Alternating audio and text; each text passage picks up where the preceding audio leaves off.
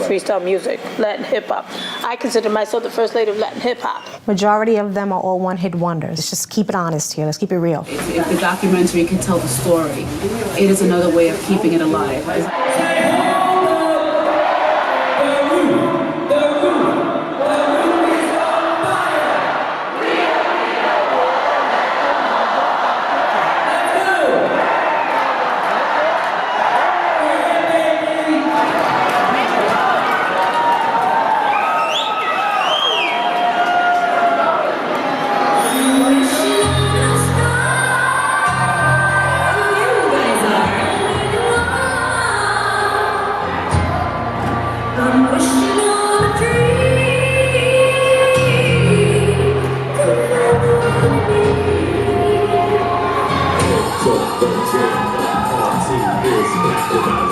Girls walk to wall, there's my man Steve out in the back of my cruise. Slide through the dance floor.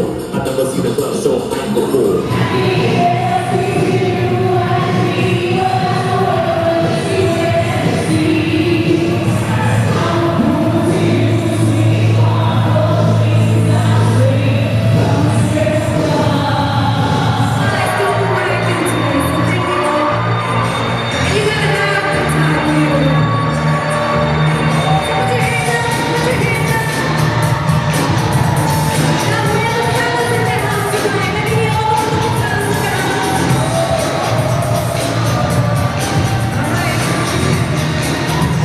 Steve, you love freestyle music so much, which I do, I grew up on it.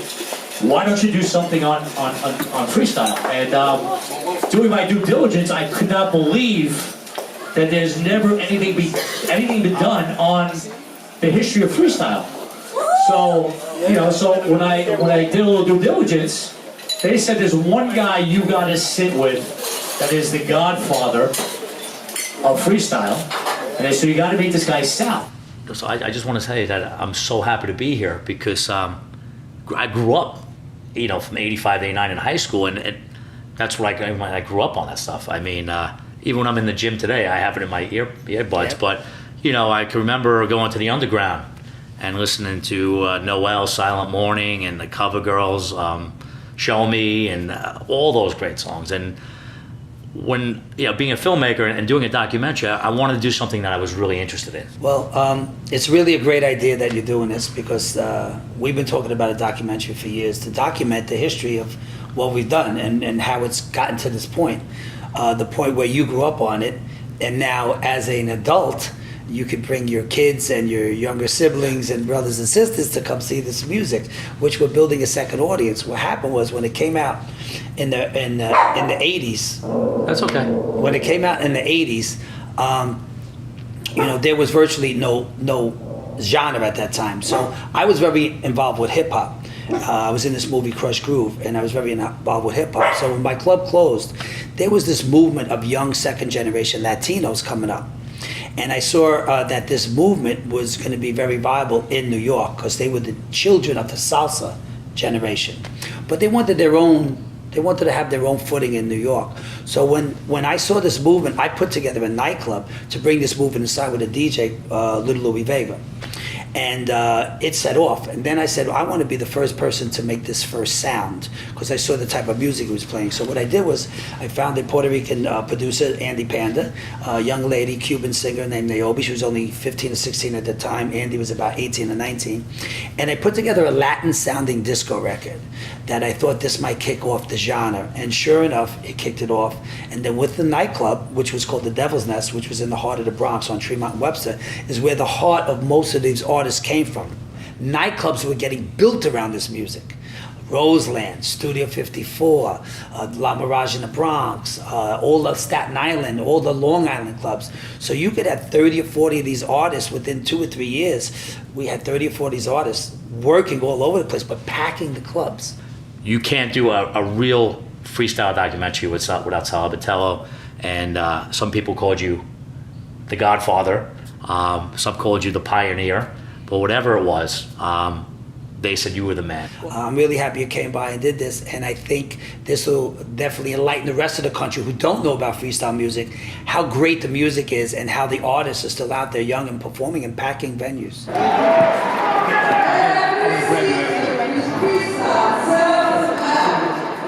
How you feel right now? Ready? No, I'm not really quite ready. I always feel like I'm not ready. Curling iron wasn't working. Yeah. We're gonna work it out. So you just came out off the stage, sold out performance. I sure did. How do you feel? Hot. I feel hot. I feel good. I performed a Spanish song that I recorded in 1997, and I haven't performed it in quite a while. Is it still the same? You still get the same adrenaline as you did years ago? Yes, I do. I mean, sometimes it's bad when you don't feel it. You know, Right, when you right, stop feeling it, that means it's like, you know, kind of time to hang it up. I always feel it's always good to have a little, you know, butterfly or Yeah. nervousness, you know, because you never know who's in the crowd.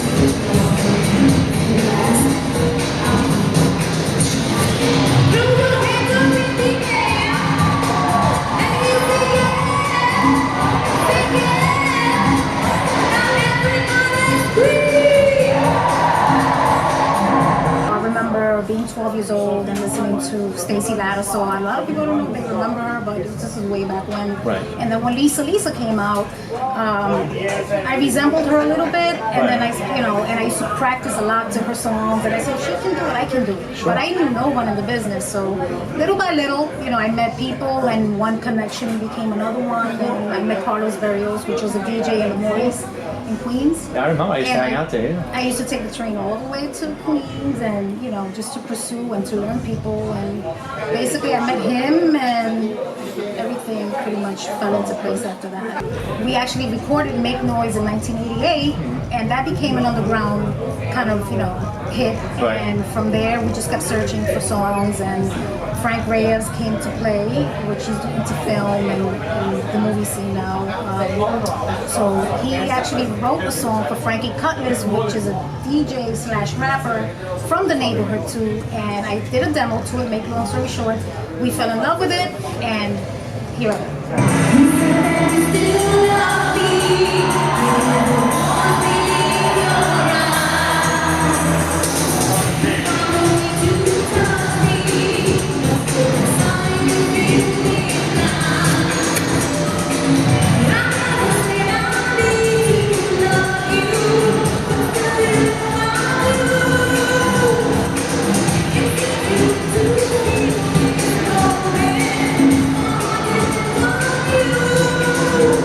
Why do you think freestyle died for a while?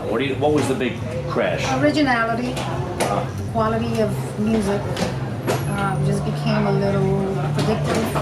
The quality, like I said, wasn't as good as it should have been. And people just wanted to jump in and pretty much, what was hot at the time. It's like everybody does it, even with rap. Whatever's hot, everybody wants to pretty much mimic and copy. And the quality, I think, just became a little not as strong and as good as it should have been. Why do you think now people are coming, and what is it with freestyle that makes people come? It's a time in their life. Whether it's your first kiss or you pretty much lost your virginity to together. I lost my forever. virginity to one of your songs. Oh, well, look at that one. I don't know whether to be happy or not, depending on your age. But, we reminisce, and a good record is a good record, regardless of whatever. A good song is a good song, it's a classic, it's timeless. So a lot of these songs are timeless classic records. That's what that's why we're still doing arenas and big places, because they're good quality songs. Sure.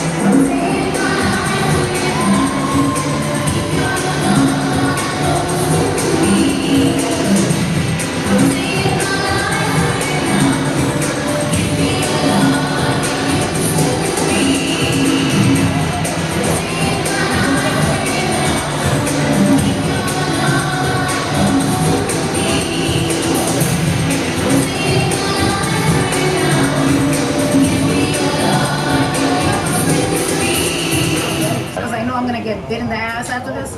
I'm not saying anything negative about anybody, but you have to reinvent yourself. You have to keep yourself current. You have to look, unfortunately, this is the business that images everything. Sure. Well, thank you so much. So thank you.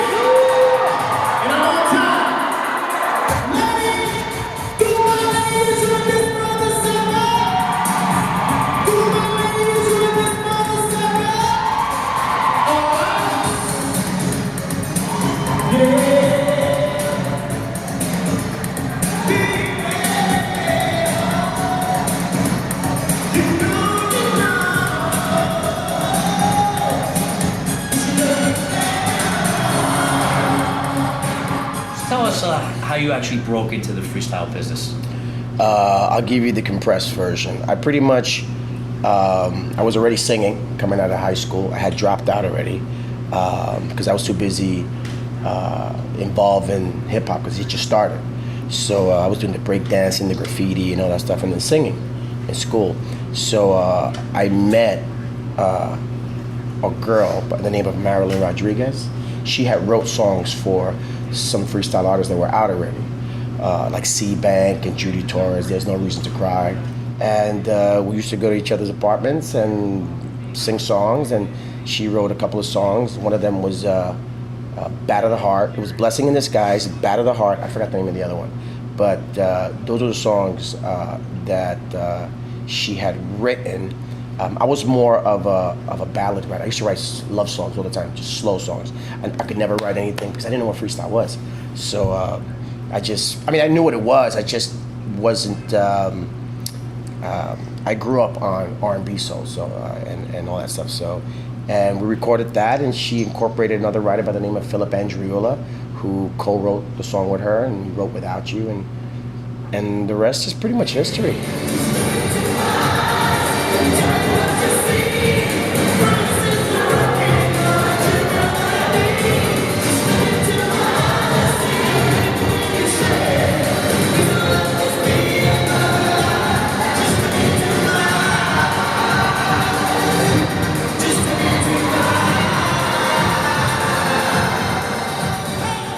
The I Made It moment for me was when I was on tour with the New Kids on the Block. I mean, come on. You're on, you know, these five guys, these five white kids from Boston, they sounded like New Edition. They sounded like the Jackson Fives. And I was always a group. I always had interest in groups. I've always, because I tried out for Menudo when they were, back then when I was like 10 years old. And so they were the only role models that I could look up to, you know, except for the Jackson Fives and stuff like that. So when I went on tour with them and I toured these stadiums, I got to see that it wasn't just my New York fan base. It was my Canada fan base, my West Coast fan base, my Houston fan base, my Maine. It was just, thanks to them, they were all over the place. I was just on the rise. Freestyle was formed. It evolved from the lack of non-Latinos that we had to look up to. You know, growing up, watching MTV, you know, you had groups like I'm talking about the late 80s, you know, you had like Poison, Pep Shop Boys, Donna Summers, Madonna, Jelly Bean, you know, and George Michaels, you know, and Cyndi Lauper.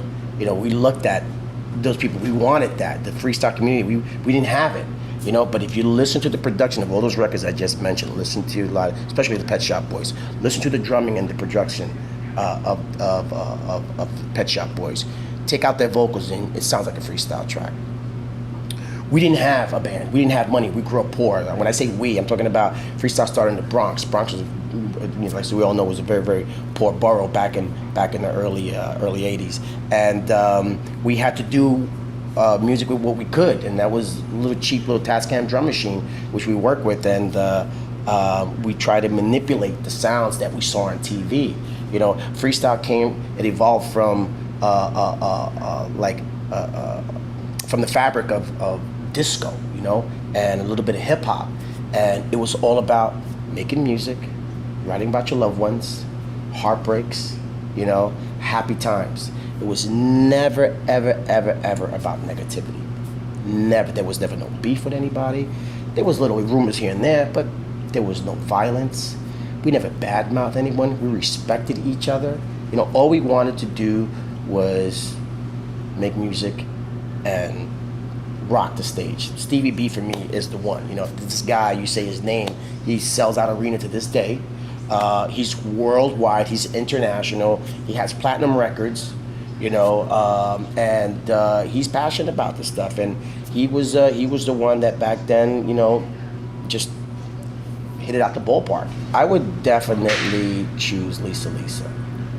Lisa Lisa, which is not freestyle. Everyone think she's freestyle. She's not freestyle. It just happens to coincide within the umbrella of the dance genre of music. She was the first Puerto Rican / American singer from Full Force that became popular with the Lisa and the Cult Jam, you know. And I used to watch her, and I'm like, you know, what she's doing, I want to do. You know, she's taking it to MTV. She's taking it worldwide. You know, she's intelligent. She's well spoken. She looks amazing. You know, and she can sing her ass off.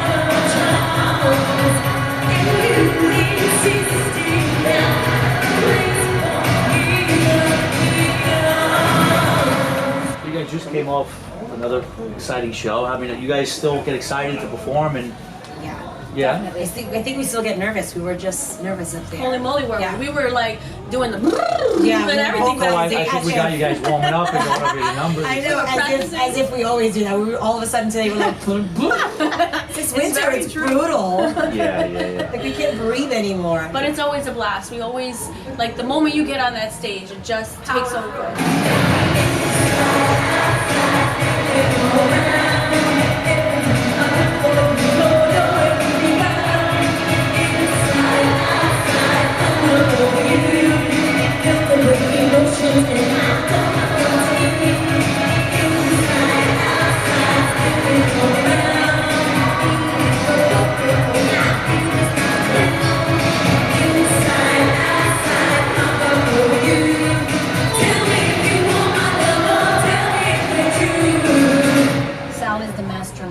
The original cover girl. He is the only original cover girl. Sal and the name cover girl just kind of doesn't really mesh for me in my mind. But I knew Sal and cover girl. He is one. Have you talked to him? He's like, you have to have the hair bigger hair. It was just that's all better like, lips. That's all he said to us when we first started performing. It was big hair, boobies out. I'm like, oh my God, Sal, you want to step on stage and do it? How long have you guys been in the band? Or the group, I should 11, say. 12 years? Yeah. More? 12 years. What was like your moment, like, wow, I can't believe I'm here? What was the big moment for each of you? I remember the first time we did a show together. I mean, I think Lorraine and I, you know, we grew up listening to Evelyn on the radio, listening to the cover girls. So we kind of came in knowing the songs, but it's a different vibe when you're actually now performing them and taking it on. I think I remember our first show. It was Massachusetts, Yeah, right? yeah, we were in Boston and there was like a big reunion. And it was just when Freestyle started coming, not back, but just started we're going to talk getting about that. back So on you stage. said it off camera, it didn't come back, but you said it never left, but we'll get back to that. Right, well, I just corrected myself. Didn't leave, but we were back on stage. But yeah, we remember the first show and it was like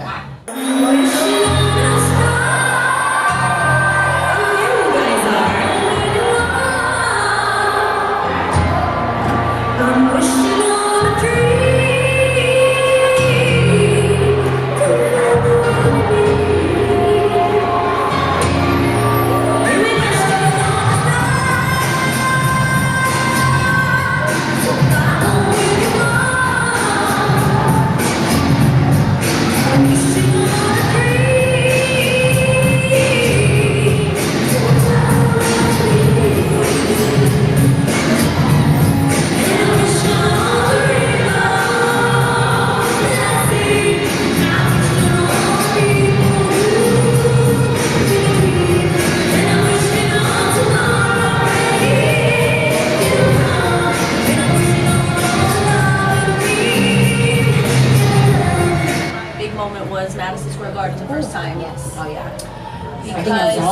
Yes. Yeah, I mean, like Every it freestyle doesn't get bigger than that. Right, We're right. from New York, and so to step on that stage Yeah. is just, humbling.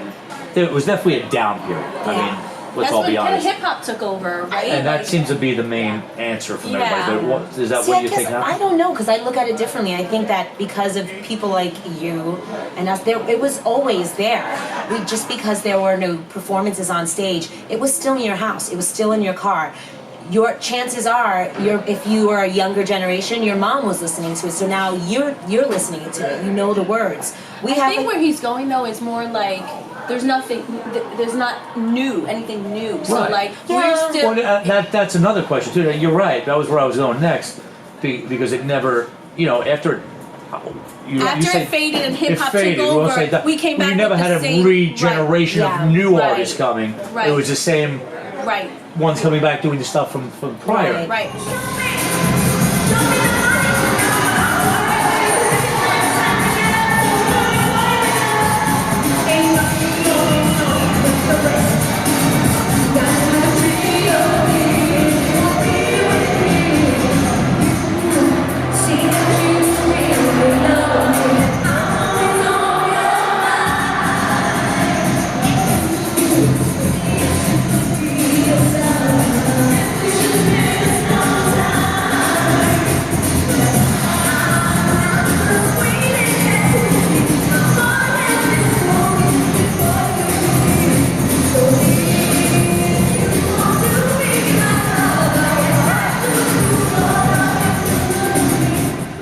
If you could pick one artist, who's the face of freestyle? Sal Abbott. We know Sal is sorry. the Godfather. I call him the Godfather. he's Who the is the face. artist that's the face of freestyle? I think it's Lisa. Lisa. You know why? Because every time, like I think when people ask what we sing, and I kind of try to give them what freestyle is. The minute I sing a Lisa song, they're like, oh, okay, we got it. So for me, my opinion is Lisa. Lisa.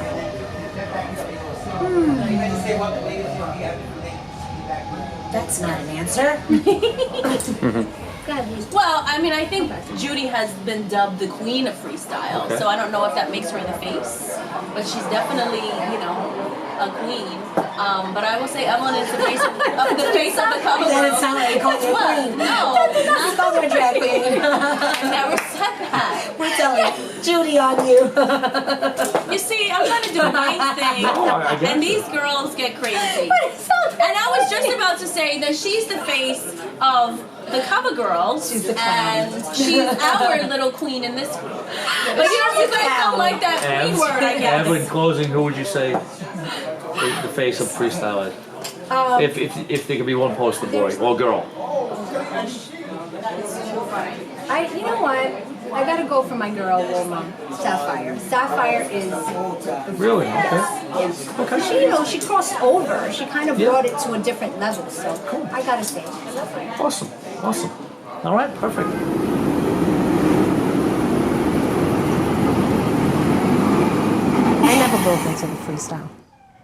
Everybody has their own definition of freestyle. When we started with our music was considered the freestyle music that the freestyle dancers danced to in the clubs and on the streets. All the break dancers is what gave us that name, because the freestylers were playing Lisa and Culture. They were playing UTFO, Force MDs, that kind of stuff. That's what they were playing. So again, everybody has their own definition of freestyle. What's happening now with the Latin freestyle, I think it's a generation of Latinos who got together and started making a certain sound of music, and that's what you're listening to. The wow moment came almost 8 months later, after it was released overseas on a compilation album called Breakdancing. It was sent overseas. It was a small label called Personal Records, whom was dealing with Columbia, and they put us on that record. It took them 8 months, close to a year, to release it here in the States. I was working at Benetton. The radio was on. My girlfriend called me. I answered the phone. She says, "Put the radio up because you're on." I said, "Get out of here." Turned the radio up, and there it was. To me, that was my aha moment. I think it's a combination of things. I think it's a combination of capturing that sound, to call it your own, to make it a classic where people are going to immediately hear it and want to get up and dance. It's a combination of the people who are behind these artists that, you know, don't know where to put their foot in. You know what I'm saying? These doors are not being opened correctly for them. They're actually being held back. Nobody knows who to go to and who to speak to because they don't have the proper representation. And some lack of talent. I'm not trying to diss anybody. I'm just saying some lack of talent. These people would just pick up anybody from the street and say, okay, we're going to have you in the studio and twerk a little something, something, and boom, the song is, oh, this is a freestyle record. No. You know, again, it's a combination of things, I personally believe. Niobe is one of the few that has a voice. Mm-hmm. The girl can sing. Oh, yeah, absolutely. Okay, but I think that they mishandled her also. Okay. I don't think that they really focused on her main talents, and nobody really put together an image for her. It sucks that you got to have an image in this business. Right. The look has to come from somewhere, and that's the thing today. If you don't have a look, if you don't come fully packaged, nobody wants you. Right. They don't care. Everything is visual now. Music is secondary, which sucks. Because to me, personally, the talent is the music. The talent is your voice. Put that together, you got a hit. Right. Majority of them are all one-hit wonders. Okay. No shade. Let's just keep it honest here. Let's keep it real. No one's going to pay a fee to go and see one person sing one song. Okay? But if you put them all in a group, you get 10 to 15 of those acts. And you'll have maybe an hour's worth of a show. They can sell out a Radio City or a theater, a large theater. They can do that because the people are going to come and they're going to have a night of it to see all these performers in one take. I don't think freestyle or Latin freestyle music was given the opportunity to hit the way it should have. Radio didn't give us the chance. And I put myself in that now because I've been doing it for so long now. It was never given the chance on radio. They stopped playing it. After like maybe, I'm going to say maybe 5-6 years, that's it. Radio cut it out. Oh, nobody wants to hear freestyle. Nobody wants to hear Latin freestyle. But you go out of New York, everybody plays freestyle. Right. Everybody plays freestyle outside of New York. You go overseas, everybody plays it out there. It's just here. Free Latin freestyle music wasn't given the opportunity. Radio was playing me because I wasn't considered a freestyle artist. I was considered a pop, hip-hop, R&B artist. I hit all those charts. I'm sorry, but I did. And I continue to do that. I have 10 albums in my pocket. You know, I've sold millions of records. I'm sorry, guys, but that's what I did. And I think that's the reason why that sound of music was not given the opportunity. I just wish radio would have. And then if radio would have given it the opportunity, I think record labels would have picked up on it and continued to put it out there and maybe better it.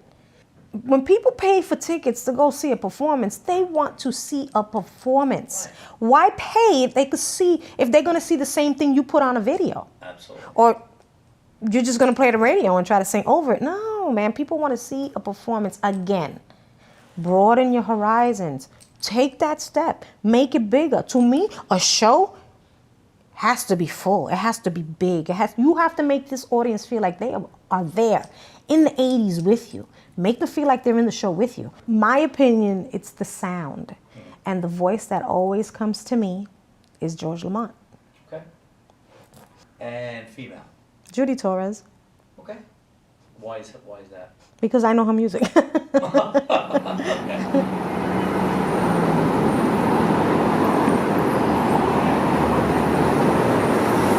So Freedom, basically, what got you started in the music business? What got me started in the music business? I've always wanted to be in the music business since I was 7 years old. I played trombone, 8 years old, in the school band. Bass trombone too. It was so heavy I had to drag the thing down the block. And then hip hop came out when I was maybe 10. I mean, it had already been out a few years, but I got into it around 11, 10. By 13, I was rapping in basement parties. And then remember, in the 80s, 84, 85, 86, 87 was MTV. Right. We didn't have MTV as in the 70s. So now the influences started to really, Duran Duran, Depeche Mode, Men at Work. Right.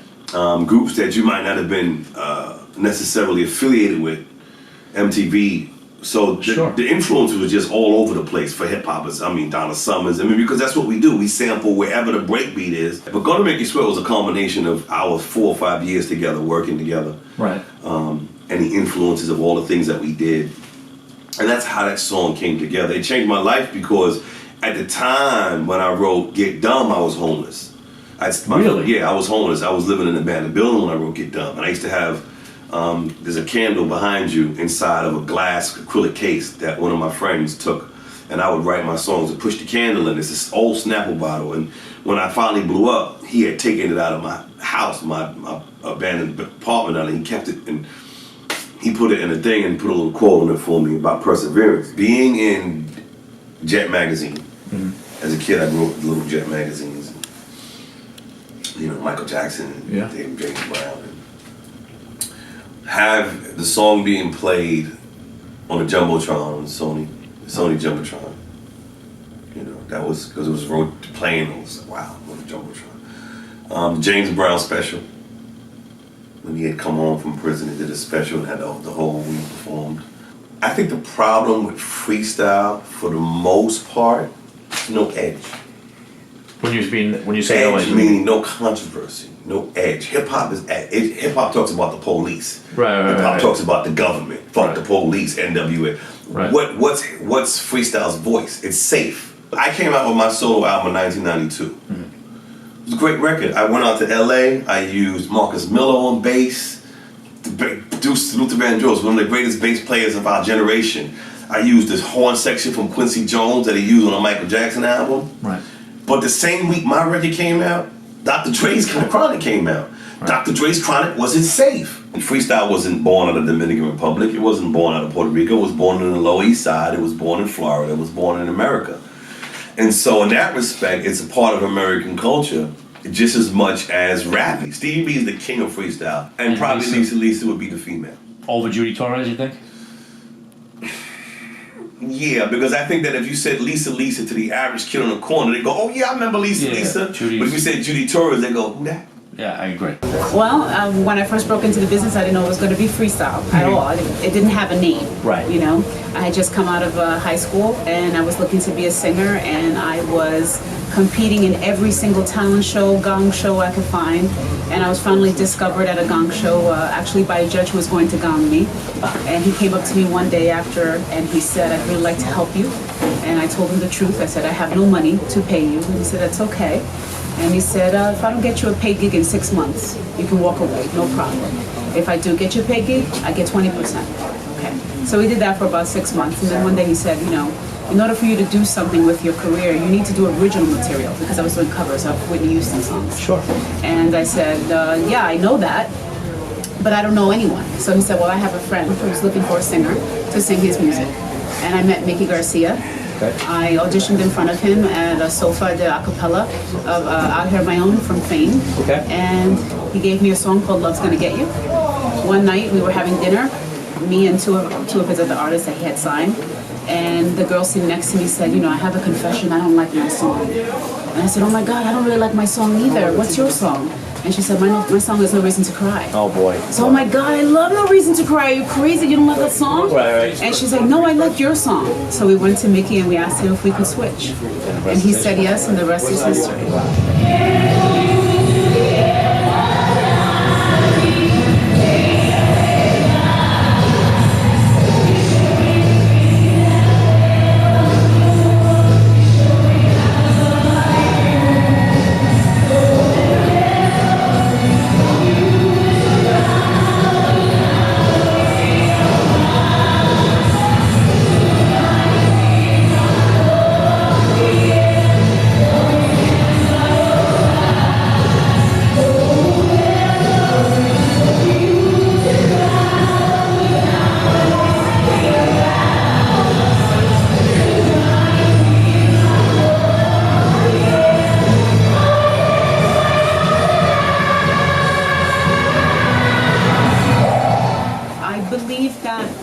There was such a rush. It was kind of like the gold rush in California. Everybody wanted a piece of the action. Right. And I believe as time went on, the quality and quantity was just overwhelming. The quality was going down and the quantity of artists were coming up. Right. And I believe that people found the recipe that they thought worked, and everyone was trying to copy that recipe over and over again. Right. What do you think was the biggest reason for the rebirth? Like today, we're 2015, we had a sold-out show in the Bronx. What do you think attributed to that? I don't know if there was a rebirth as much as there was like a hibernation. Right. You know, it's kind of like, for lack of a better metaphor, I hate to use the analogy of roaches, but it's kind of like, you know, you have a roach problem for a while and they're everywhere, you turn the lights on and there they are, right. and they all scatter away and then you don't see them. And every once in a while you see one, but behind the wall they're still there, Right, you right. know. Okay. And I just feel that people missed it and people just wanted it back. I also believe that freestyle artists, unlike other artists, for pop artists for example, we are more reachable. You know, we will sing in a local nightclub. We will go to the convention center.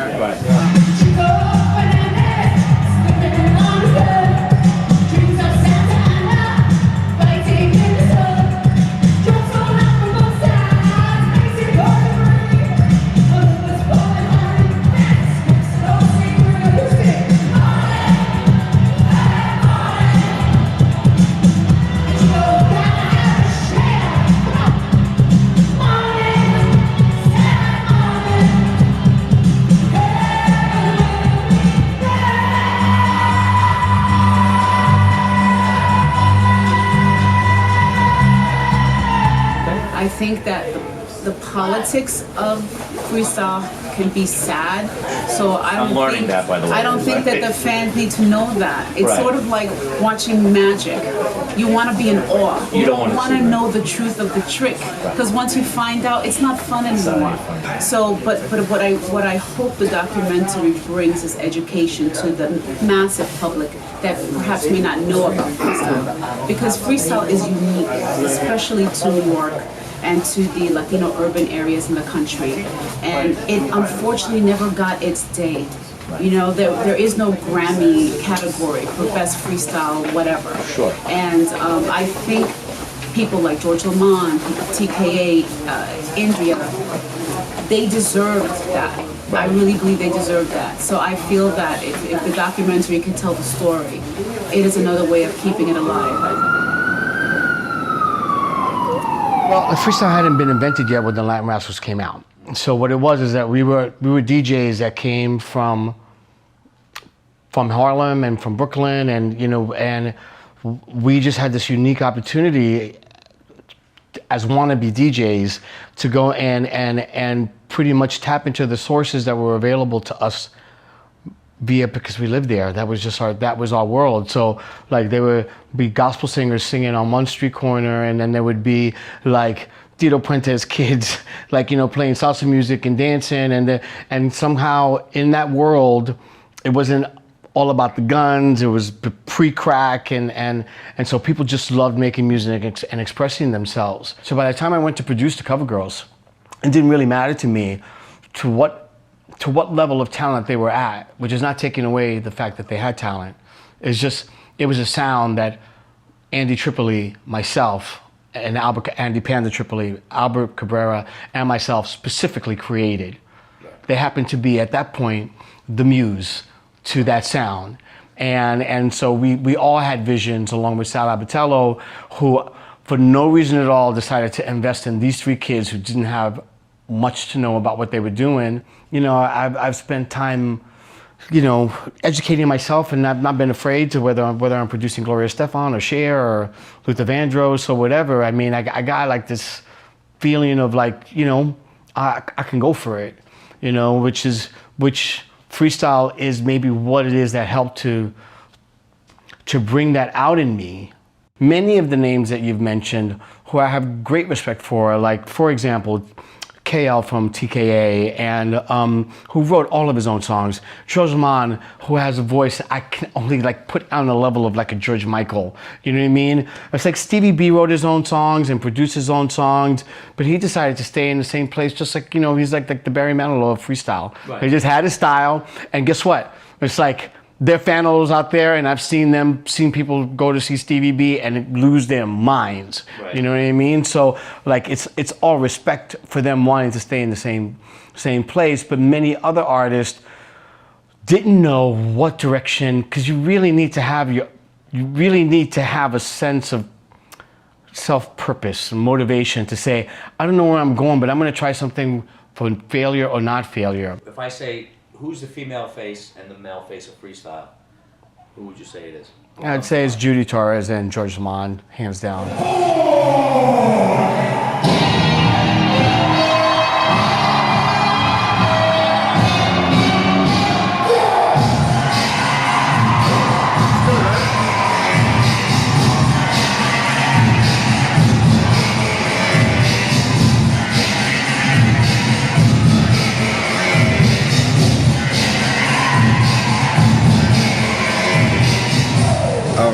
Well, for us, we took two different journeys.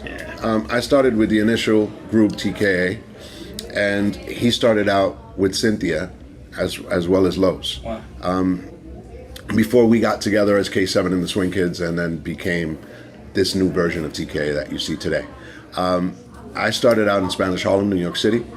I was always the kid to want to be looking and searching for different things around the neighborhood. So I bumped into this soccer store, and above it was my record label, which would turn out to be my record label, which was Tommy Boy Records. And I walked inside and I met Africa Bambaataa and the Soul Sonic Force. And Planet Rock was already out. And I knew them from the hip hop parties that they would do in the Bronx and in Harlem, Upper West Side. And I used to pass out flyers. So I recognized them and I followed them up the stairs. And I walked into Tommy Boy's office and I met the receptionist at the time. It was a male receptionist. He ended up being our manager, Joey Gardner, as well as our producer. And the ball started rolling from there.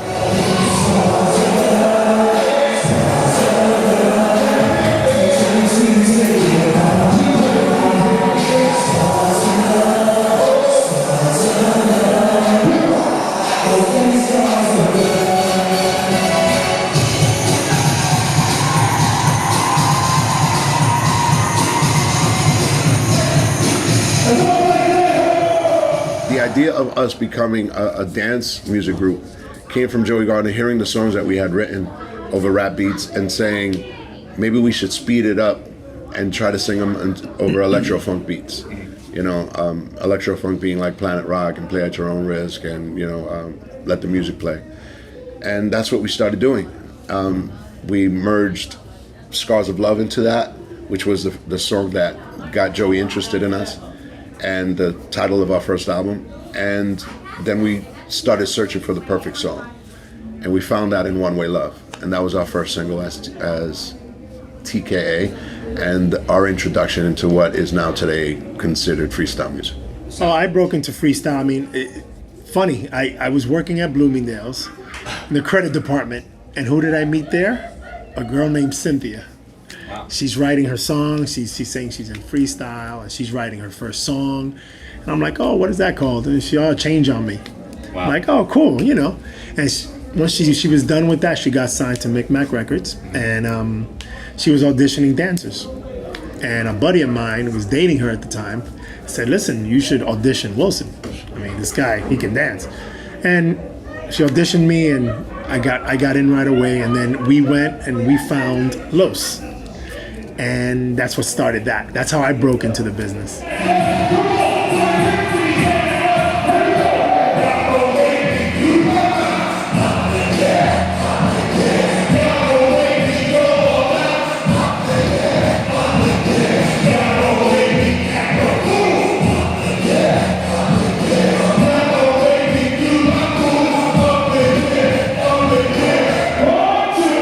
Initial setup for groups like TKA and the Cover Girls and Sweet Sensations and Voices and Trilogies were to be a throwback to the Motown era.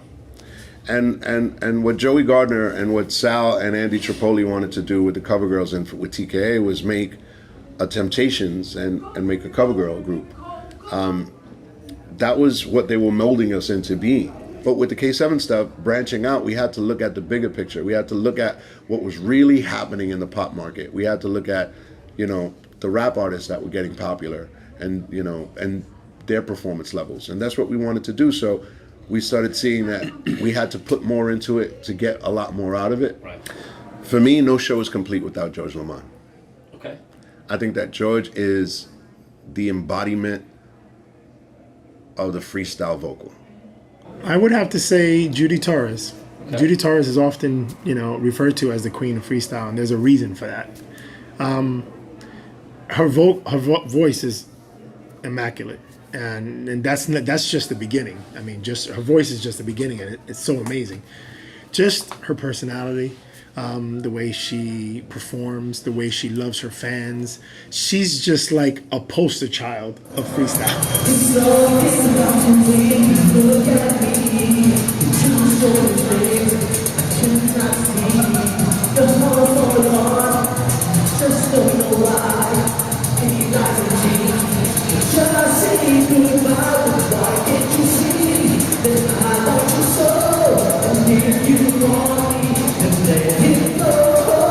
I basically got into business because of a guy named George Vascones, and George was at the moment the manager of George Lamont. Actually, no, not George Lamont. Judy Torres, Cynthia, Johnny O.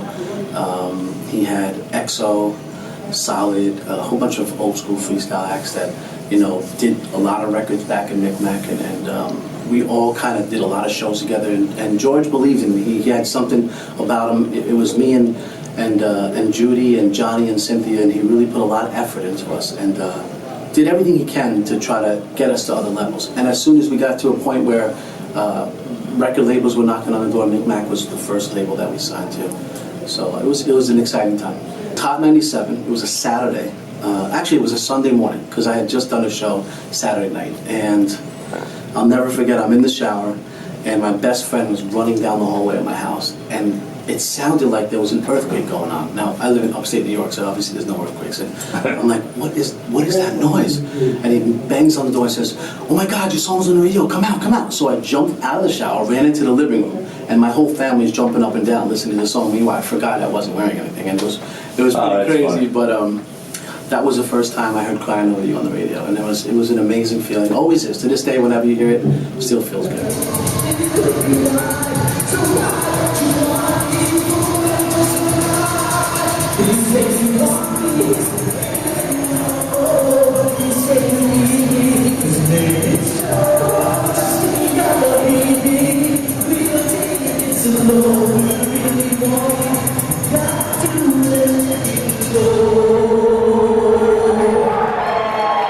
So why do you think the whole freestyle industry died? What was the main reason for that? It's really hard to say, but I mean, you know, the industry of any type is all really kind of front-loaded by the record labels and by the radio stations. And if the radio stations don't believe in the product, it really doesn't matter how much the record label was pushing it. And at the time, there was a bunch of really good freestyle out there. Was tremendously well-engineered and talented artists that were performing. But I think at one point, we lost sight of the most important thing, and that was to keep quality music coming out. And I don't know if that was 100% to do with it, but in my opinion, if we would have kept the quality freestyle staying, you know, in progression, we would have been able to keep it as. I mean, look at, if you can go back in time today, and the record labels, or rather the radio stations, can look back and say, wow, look at what they've evolved to 25 years later. Do you think they would have put a stop to the genre of music, and wouldn't they have followed through with it up to today? In all reality, I don't think we made enough of an impact on the radio stations, because if the radio stations would have supported it and given that kind of love to the record labels, it would have continued. Sure. So I don't know if I can blame management. I mean, I'm sure that every artist, management, radio station, and record label, if you take, they all made mistakes. But who made the biggest mistake? I don't know. I don't know if there's a big. How many artists were really going out there and doing what they can to bring the industry and the music to the next level? There were some. There were definitely some, and they're still out.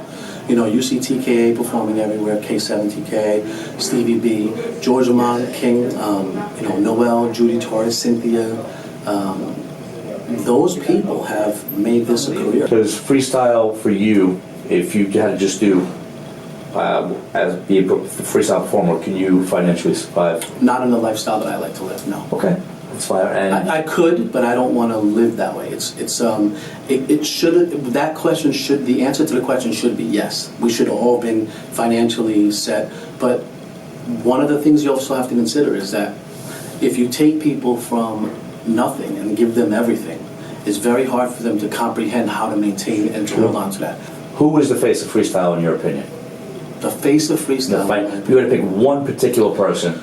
I couldn't particularly say that there's one face, because there's plenty of faces that in the 26 years I've been in the business, I can remember that to me were the faces, the George Lamons, the K7TKs, the Judy Torres, the Cynthia, Coral, Noel, and I can go on with the list, but I think that the face of freestyle in all reality to me would be the face I see when I look in the audience and I watch the fans who are brought back to a moment of life that's like, they can't even comprehend how easy it was, how fun it was. The happiness that we give them when we sing. To me, the face of freestyle is the fans who still listen. So, Cynthia, thank you for being a part of this. Thank you. Just tell us how you broke into the freestyle industry. Oh, wow. I would say it was back in 1986.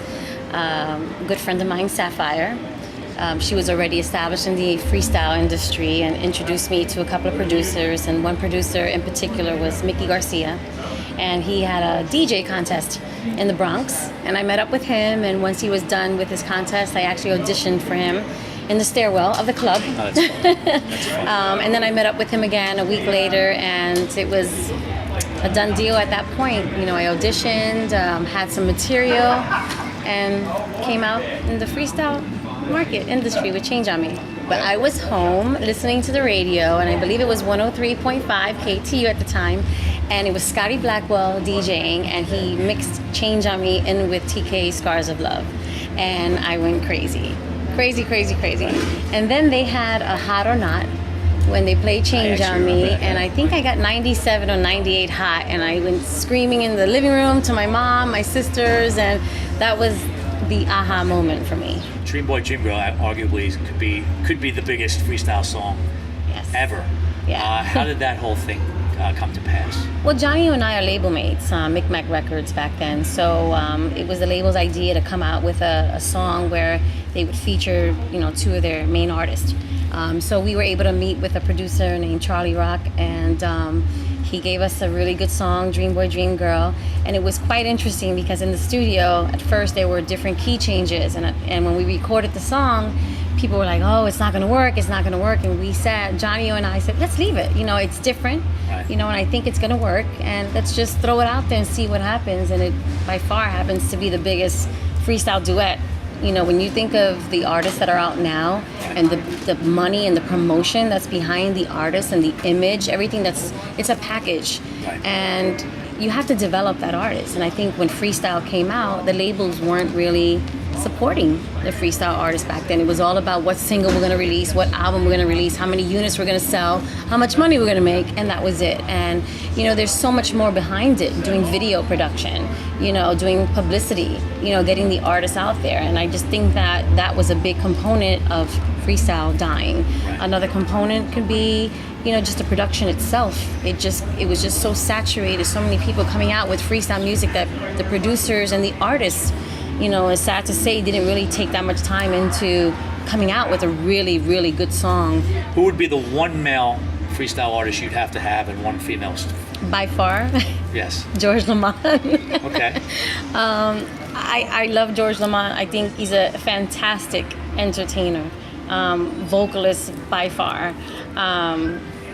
He's just incredible. And I would say my heart goes with, as much as I love Miss Judy Torres, my heart would go with Sapphire, because she's the one that actually broke me into the industry, and I think she's an extraordinary woman and extremely talented, and I love her music, so I would have those two at my freestyle concert. Awesome. Bro, just how did you break into the whole freestyle industry? Well, originally I was doing some commercials and doing some scenes with Miami Vice for Don Johnson at the time. And came across one of the members from TKA, Spider, one of the original members. And we tried to put a group together. It didn't come off that quickly. Everybody had too many things to do. So then I came across, in the process of breaking that group up, long story short, I came across meeting Stevie B. And that's when I first started performing in the freestyle industry. It's when my first release, Where You Tonight, was, basically. And how did you feel like when you first, Well, I remember when I first heard it, I was actually sleeping and somebody was pumping the radio outside, and then I kind of thought that it was the people inside that got my demo. So then when I heard it, it was on Hot or Not on Hot 97. So I was bugging out. It was a great feeling at the time. It was kind of like I didn't really believe what was going on, but great feeling.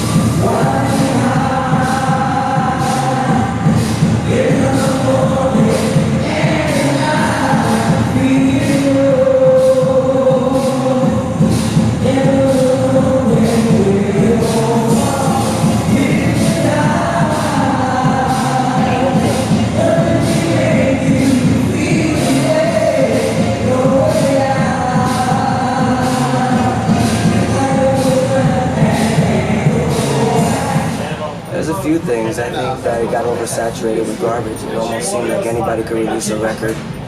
And under the circumstances, if you had the right connection, you might be able to get it played. And then at the time, the radio stations were going through changes and weren't supporting the artists like they were originally. And most of the artists made the stations, but, you know, political things. We have one of the best supporting crowds of any type of style of music. It doesn't matter where we go, how long the music's been going on. They're always going to come out and support us. We're, I guess, growing older together. So it just works well. It's happy. It's good music. I mean, I speak to my manager sometimes on this topic. Unfortunately, we're only. I hope it doesn't sound bad. We're only paid a certain amount. Right. And I think that if there was more in a budget, it would be a bigger show. I wish I could put 10, 15 dancers there with a backdrop and a screen, but there's no budget for that. So I'm only limited to do what I can and work with what I have. Who would you say the face of freestyle is, in your opinion? No comment. No comment. I mean, you can say no yourself. comment. I mean, No, I would. No, but I'm saying, everybody. No, you don't have an opinion on it. I really don't. Okay. There's no face for me on the face for freestyle. Great. Awesome. When Hungry broke, I was in the shower. I was butt naked with soap all over me. I had the radio playing, and they said #1 song on the radio, and I literally jumped out of the shower and ran through my entire house with soap all over me, yelling and screaming.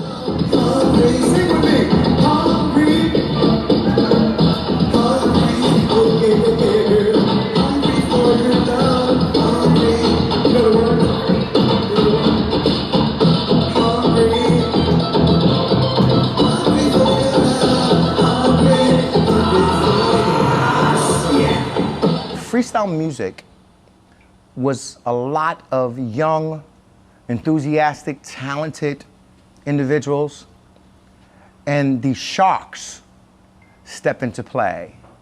Some of them were very cool, but 90% of them would just suck you dry, bro.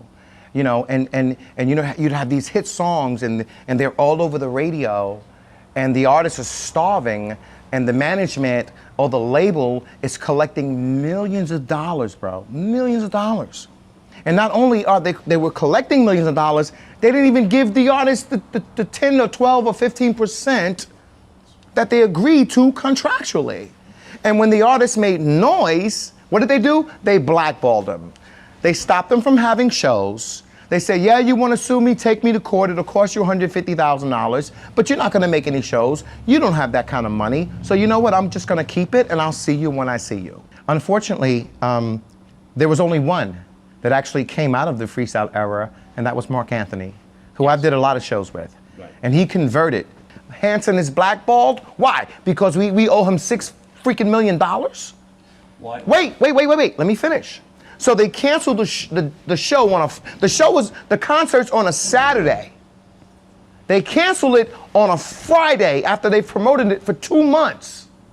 So everyone's, wait. So everyone's buying these tickets thinking they're going to see Hanson and Davis, they're going to see George Lamont, they're going to see these artists, and I'm not the only one it happened to, okay? And then a day before the concert, they cancel it. So all those, they cancel the artist. Oh, okay. So all the people that bought the tickets are expecting to see these 10 artists and they only end up seeing 5. So it's a scam. I wrote Silent Morning. People know it. I have witnesses that'll show up in court if it goes that far, if I take it there. But I got to the point where I just let it go. I just let it go. I said, you know what, this is stupid. Because you know what, I write songs, I produce songs, bro. It's all I do. Those people, you know, they have that one song, they can never do another.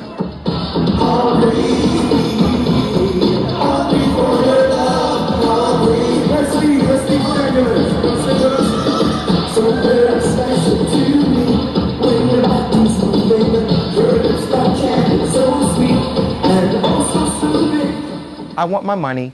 I do. I want my money. But I can always make money in this business. You can't. You can't. You gotta walk around kissing ass just to be in a concert for $500, $1,000. I'm not gonna do that, bro. I'm not gonna do that. I'm worth more than that. So you own Silent Morning? I wrote it. You wrote it. I don't own it. It was one of the songs that was stolen from me, one of my platinum songs. I can't say stolen. I never got paid for it. Okay. Initially, it was called Spanish Morning, and I have the proof. Okay? It was initially called Spanish Morning, and there's Like a Child, and I have the original copyright. We were being managed by Vito Bruno, which I see is like my older brother. He brought me my first diamond gold ring with diamonds in it. Actually, he bought Hanson and Davis diamond rings. He sent us this guy. He says, hey, I want you to work with him. He has a good look. Can you make him a star? Let's go. Bring him over. So he sends him over, and I heard him. I was like, I don't know. I said, but I liked him. He was a nice guy. I said, cool, man. I said, let's work. He was a cool dude. I said, let's go. So we went to work. So I changed the chorus. I took the chorus completely out, and I wrote Silent Morning, you know, wake up and you're not by my side, Silent Morning, why does a man's not supposed to cry, the whole thing. It was time for us to renew our contract with Vito. And I was being discouraged by other people not to continue with Vito, but I love Vito. I'm like, but I want to work with Vito. They're like, dude, we could do this, we could do that, and they were pulling at me other ways. So we didn't renew our contract with Vito. So 3 months later, I hear on the radio, Silent Morning, the song I wrote. Who is the female face of freestyle? Who is the male face of freestyle in Hanson's mind? Of freestyle, I would have to say Lisa. And well, Judy Torres. I don't know, bro. I love both of them. I could watch Judy all night. I'm like this. So Judy? I'd have to say Judy, yeah. And who is the male? And you can say yourself if you want. I mean, people have done that. So. Well, if you listen to Hungry for Your Love, a lot of songs were copied off of Hungry, right, which I did with Mantronic. He did the production with me and Hanson and Davis. Who is the male face of freestyle? Wow, that's a really big question. The male face of freestyle, I gotta say TKA, man. My name is Louis Vega, AKA Little Louis Vega from the Bronx. I just happened to be born at a time when hip hop was starting. I was there with Africa Bambaataa, Jazzy J, Red Alert, Africa Islam, and it was actually Jazzy J who took me under his wing. He's the first DJ that recognized my talent and started playing my mixtapes from his car. And I started hanging out with them when they were doing Beat Street and all this stuff, playing at the Roxy. And you know, I was this mobile DJ up in the Bronx and started doing my own parties. And a friend of mine who was a promoter and a DJ, his name was Gungi, John Gungi Rivera. We got together and started doing these parties at the YMCA. I'm talking like 1980, 1981. And we'd pack it in with over 1,000 people. It was the early 80s, so it was a great time for the whole scene at the Funhouse, Rocksteady. I mean, you know, you had Broadway 96 with DJ Raul. You had Jelly Bean, of course, at the Funhouse, as I said before. Arthur Baker bringing him music. Madonna hanging out in the DJ booth. So, you know, it was an incredible time, and I was really influenced by that whole sound. Eventually, I started doing these mobile parties, and I wanted to do something at a club. So it was about 1984, I would say, and there was only one club in the Bronx that had a Richard Long sound system, and it was called the Chez Sensual. So we were all intrigued that that system, you know, my friends and I, that system was in that club. So I eventually did my first party on my own at this club. There was a song that was really hot at the time. It was called Please Don't Go by Niobe, and it was on Fever Records. And of course, I collected loads of, you know, hip hop records on Fever Records and all the music they put out back in the days, Sutra and everything else. And I hired Niobe to come to the club to sing the song, to be the performer when I was DJing at that Chez Sensual party. And it just so happened that when I did that, Sal Abatello came, and he was with Andy Panda, because Andy Panda was the producer and writer of that song. And it was on Fever Records, which was owned by Sal Abatello and family. When they came to the club, they saw what I was doing, and I brought out 800 to 1,000 people. The freestyle, you know, it was a whole movement. It was the movement of the young people at the time, and I was a big part of it because I was the DJ playing all those records for them every time.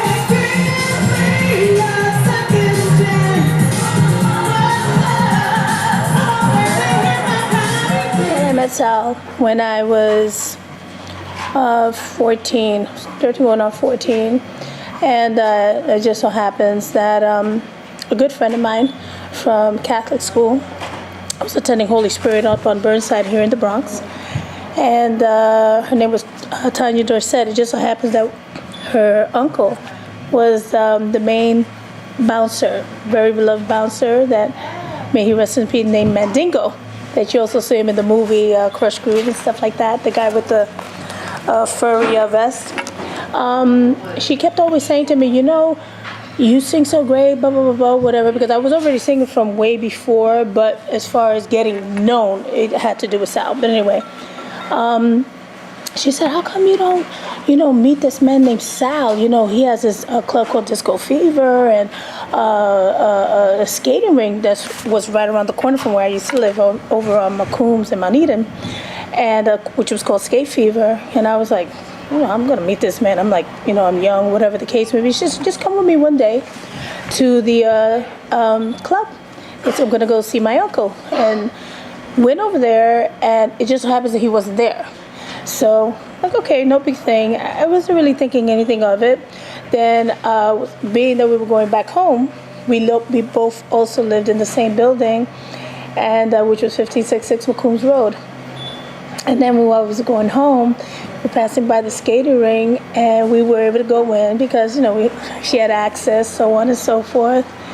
And we were in there, and I always had a thing with the acoustics of places, like when I could echoes, I used to like singing. I just started, she said, Naomi, sing something for me, sing something for me.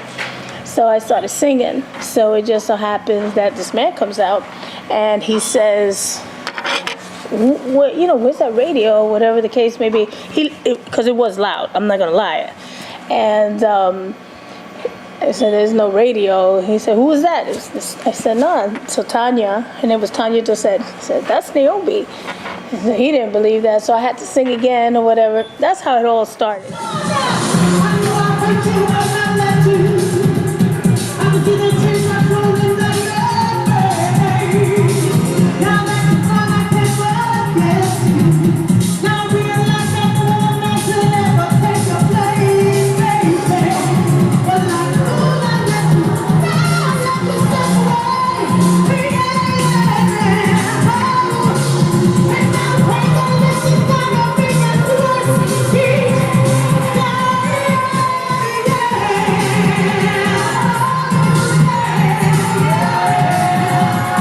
So from there, he we clicked, great chemistry, very charismatic person, but I could tell that he was interested in wanting to see if we could do something together. And it went from there to wanting to get me involved in like different talent shows. He wanted to see if I could, if I had what it took to be in front of a crowd and embrace a crowd and capture a crowd, sing to a crowd, the whole nine. Please Don't Go happened after doing 10 consecutive shows, talent shows, and I had to win the crowd. And that was what we call R&B black crowd. And this was a packed crowd. And mind you, I'm like this young little thing, trying to look older, and I'm trying to whatever, and won it. It was great to hear after having to do so much work, because what happened was at that time they said that there was no category for my kind of music, and Sal and I, we were frustrated. We were like, what the hell, there ain't no category, whatever, because they said it was too dance, or it was too Latin-y, it was too this, it was too that. There was no category. I don't know if they just wanted to give us a hard time or what the hell the case may be, but I had to do 101,000 different shows free. And in doing that, it became the #1 hit that radio had no other choice but to play it, which was Hot 103. Certain artists, like myself, or Lisa, or Brenda K. Starr, or George Lamond, or other artists decided to spiral into something more major because they knew that that they were not trying to give any true importance to freestyle music. Right. Freestyle music, Latin hip hop. I consider myself the first lady of Latin hip hop because I knew what I did. Everybody else that came afterwards didn't have to do 1,001 shows. You could name it, we did it over and over again to build it. You understand? So everybody else that came afterwards did not have to do that.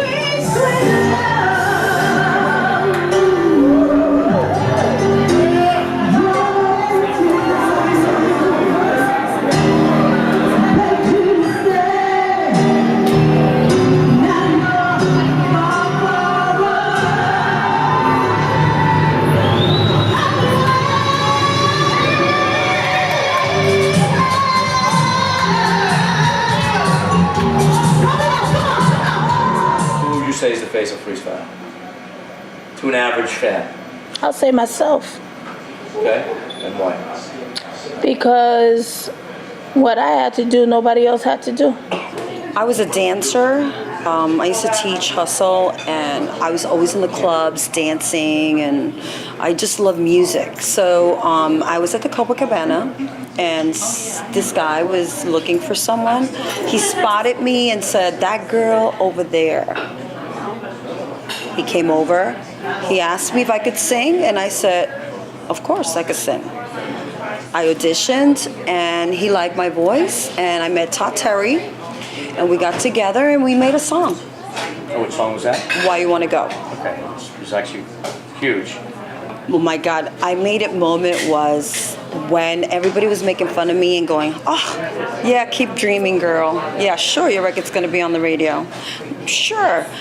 So I'm sitting with my cousin and my mother, and they're making fun of me too. Right. They're like, sure. All of a sudden, I had KTU like every day on my Hot 103, every day. All of a sudden, as they're making fun of me, guess whose voice was on the radio? Why You Wanna Go? That was my moment. What do you think happened to freestyle music? Like, it was so popular, and all of a sudden, kind of fell off in the 2000s. Well, the radio station changed their format. So once they changed their format, they went from freestyle to rap music. So then they just totally took out the freestyle music. I didn't understand why, because it was doing awesome. We were in all the clubs, we were on rotation. So I don't really understand what happened there. But I know rap came into effect, it became huge.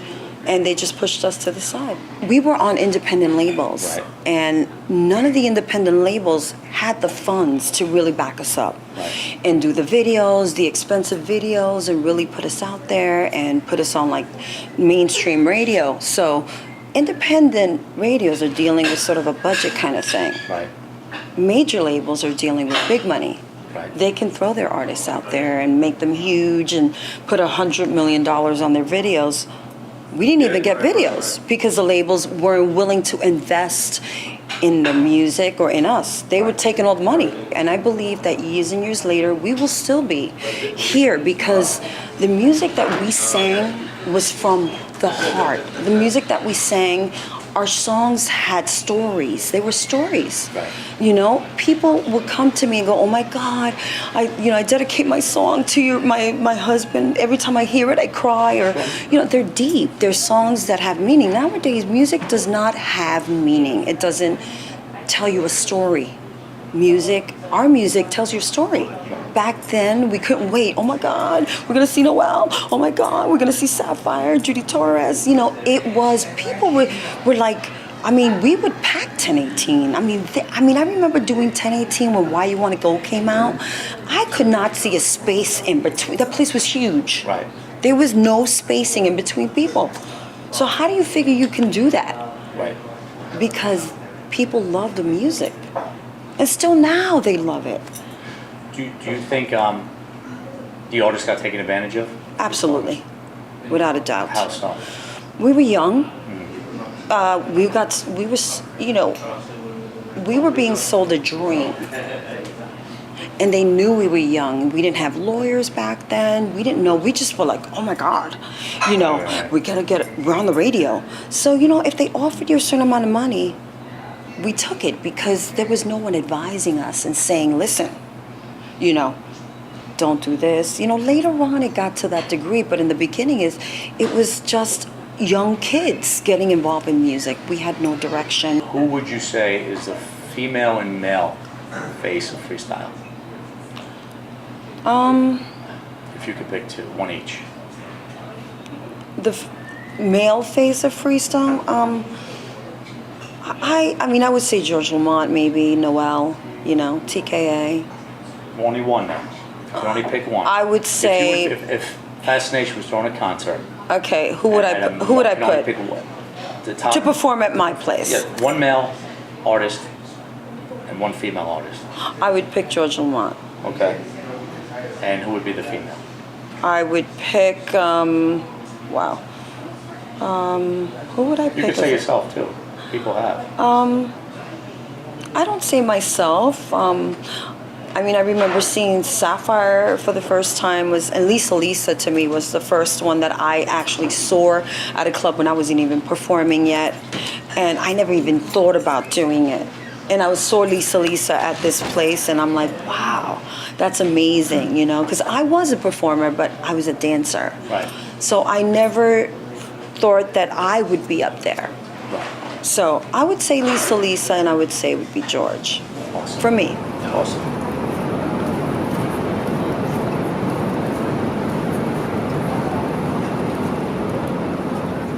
So Andy, we'd like to thank you for joining us on this project. How did you break into this whole freestyle industry? What was just first steps to actually getting your foot in the door? I think like a lot of other producers, I was a DJ, and playing music in nightclubs was my dream. My dream was to one day be like Jelly Bean Benitez and be a DJ in the city. And had an opportunity through the record pool that I belonged to meet a guy by the name of Dave Pick Conley, who was a member of a group called Surface back in the 80s. And he was a real nice guy, really approachable. I told him that I had worked on this song that I was, trying to lay down to make a demo. And he suggested that I come out to his studio, his home studio, and lay down a demo. So I went out to his house in Montclair. He had a 4-track studio and laid down, a demo for a song that I had put together, and that was "Please Don't Go," and that was like the beginning of my, songwriting and production career. This was a relatively new genre that was new. These were Hispanic artists, Latino artists that were singing in English. And there wasn't really a lot of that going on in the mainstream music scene prior to 1985. So radio stations didn't know what to do with this sound and with these artists, and they were reluctant. And not only were radio stations reluctant, but record companies were reluctant, especially the big labels. You know, the independent labels were the ones that took the chance. They knew what this music was doing in the clubs, and they were, you know, right there at the forefront. They were pioneering and saying, hey, this is good music that's being played in the clubs. There's an audience for it. So certainly labels like Cutting Records, labels like Tommy Boy, labels like Fever Records were putting out this music because they understood that it had an audience. The major labels, not so much. One of the struggles that we had when we were trying to break Lizette Melendez, at the time, Fever Records was being distributed through Def Jam and Columbia, Sony. So we had success with Together Forever, which was Lizette Melendez's first song. And we were getting played in a lot of clubs and definitely getting played in a lot of radio stations. But we weren't getting the support that we thought we should be getting from the record company. In some cases, we were getting a ton of airplay in certain markets across the country, and the record company wasn't even making sure that records were stocked in the record stores, because at the time, you still bought records in a record store. So we were really pushing hard to get the record company to get behind the artist. And I won't name the executive, but a senior level executive at Columbia Records said, look, Andy, this artist is going to be cleaning my office in 3 or 4 years. So in addition to there not being support for the genre, there was also a certain amount of racism involved as well. Like, you know, these aren't real artists. I think that freestyle really began in 85. And I'm not going to pinpoint it to any particular artist. You know, me personally, I would have to say that Lisa Lisa's I Wonder If I Take You Home, Naomi's Please Don't Go, Expose's Point of No Return. Those are all songs to me that I think really began what became known as the freestyle movement. There were a lot of records that came before that that influenced the writers and the producers who were making what is freestyle. So I think, you know, for me personally, some of the stuff that influenced me when I went into the studio, absolutely Shannon's Let the Music Play and Give Me Tonight, you know, which I thought that the work that Chris Barbosa and Mark Liggett did from a production standpoint was amazing. I studied that record. I certainly think that, you know, the stuff that Arthur Baker was doing was amazing to me. So, you know, Planet Rock and AEIOU by Freeze, those were songs that really had a big influence on me. Honey to a Bee by Tina B was another record. Stuff that was coming from overseas. You know, you had stuff coming from Italy like Klein and MBO's Dirty Talk. You had Situation by Yaz that came out of England. All that music, along with disco, right? The whole, you know, disco movement. All of that influenced guys like myself, Tony Moran, Albert Cabrera, Aldo Marin, Joey Gardner, Barbosa and Liggett. All that stuff was influencing the guys who made and the girls who were involved for making freestyle. But I think the freestyle really began in 85. And anything that came before 85 was, you know, an influence on freestyle, but I wouldn't consider that music freestyle. Perfect. But if I had to pick one female and one male, the female would be Niobe and the male would be George Lamont. For Jill to round, here we go.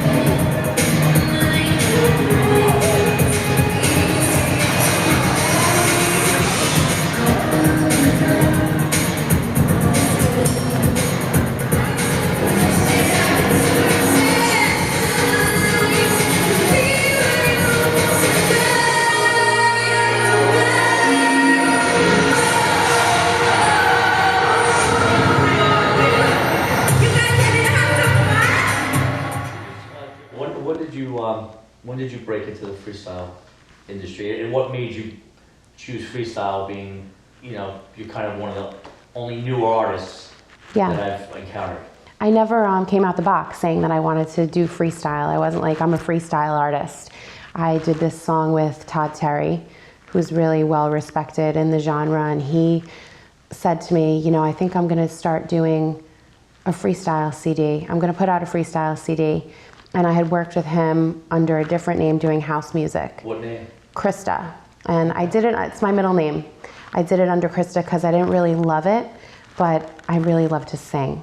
And so I was kind of like, well, who am I to not sing? I'm gonna do these projects. So Todd said, I have this new project that I'm gonna do. It's a freestyle CD, and I liked freestyle. So I actually went into his studio to demo songs for some bigger artists.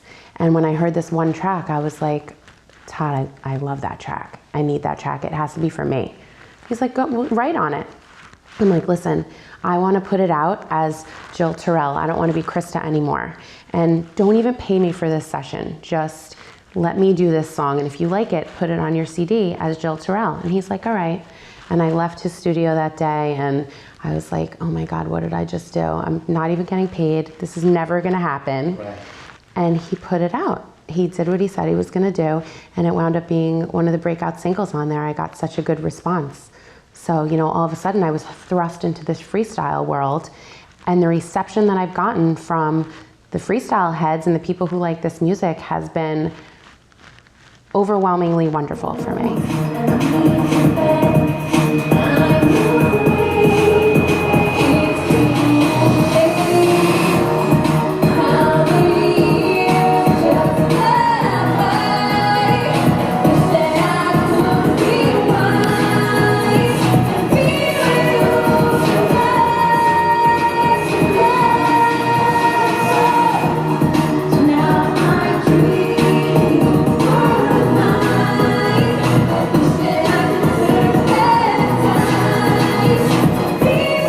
Growing up, Sweet Sensation, that was like my favorite freestyle. Hooked on You, still my favorite freestyle song. I've never done a show with them or even seen them perform or anything like that. I've never met Stevie B. He was a big one. You know, I was like a really little kid, so I knew the songs that were more pop, that were played on pop radio. Right. So now I'm learning all these other songs that were more like underground songs then, but huge for the freestyle heads. Right. But yeah, I'm happy for everyone that I've met and look forward to working with more people and seeing everybody.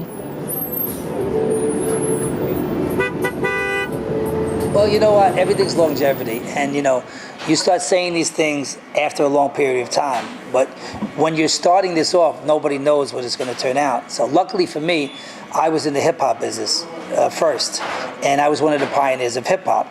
So when I stumbled onto Latin hip-hop, which I called it, you know, that's when I found it in 1985, I was very familiar with the movement of hip-hop, so I was much prepared for this. What I did was combine the three elements, which is you need a nightclub, you needed a record, and then you needed to be a promoter also, and to be the manager of the groups. So I combined all three together. So I opened up a nightclub called the Devil's Nest on Tremont and Webster, where a lot of them got their first break.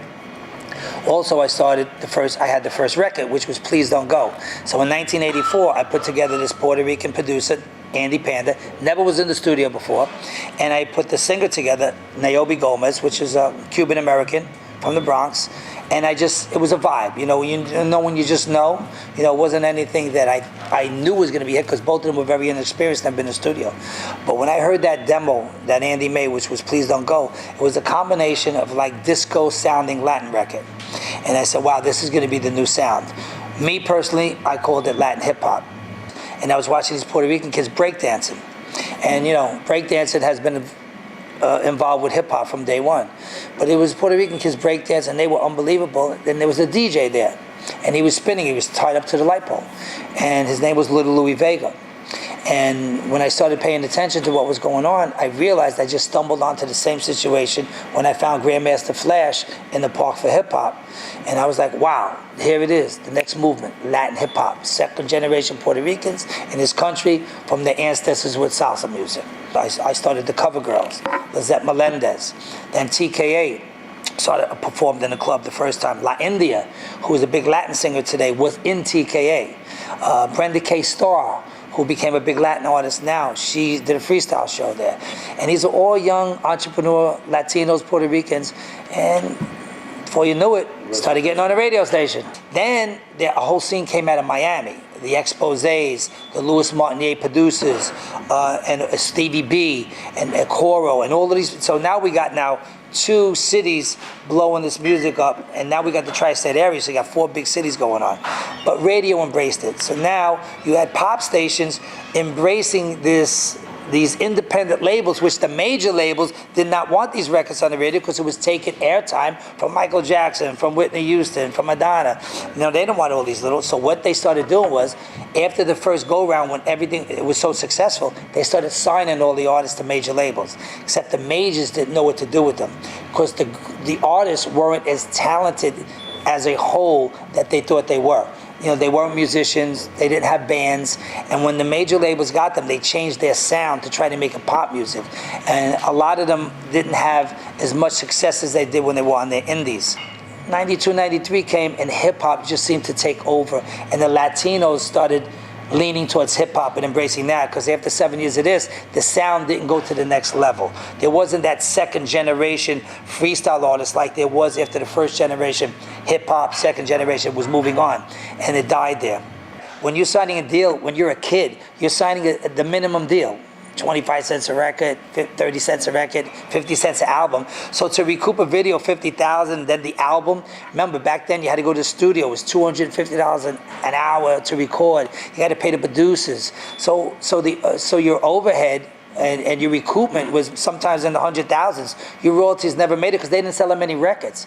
I mean, the biggest selling artists were like maybe Lisa, and very few went platinum or gold. Now, why didn't they get royalties? A lot of them didn't write the records. So, if you're a writer, you'll get royalties forever.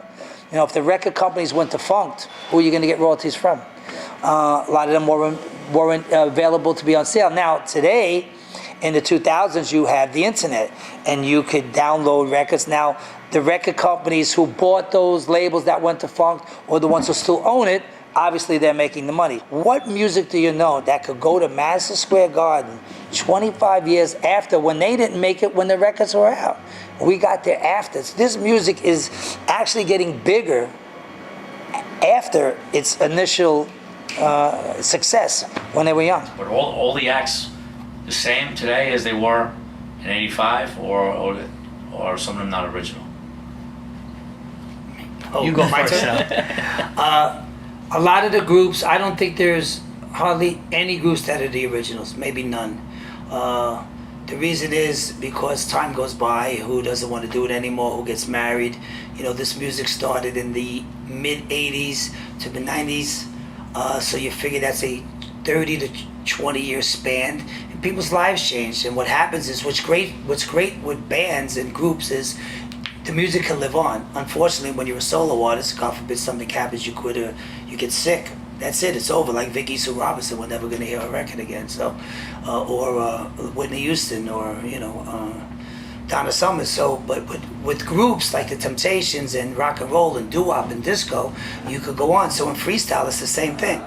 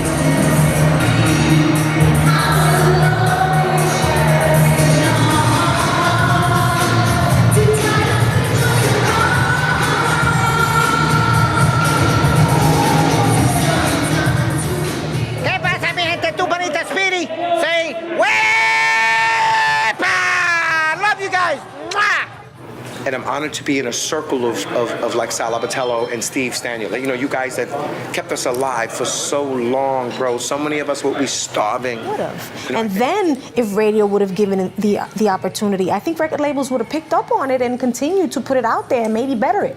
So I feel that if the documentary can tell the story, it is another way of keeping it alive. To me, the face of freestyle is the fan system. Perfect.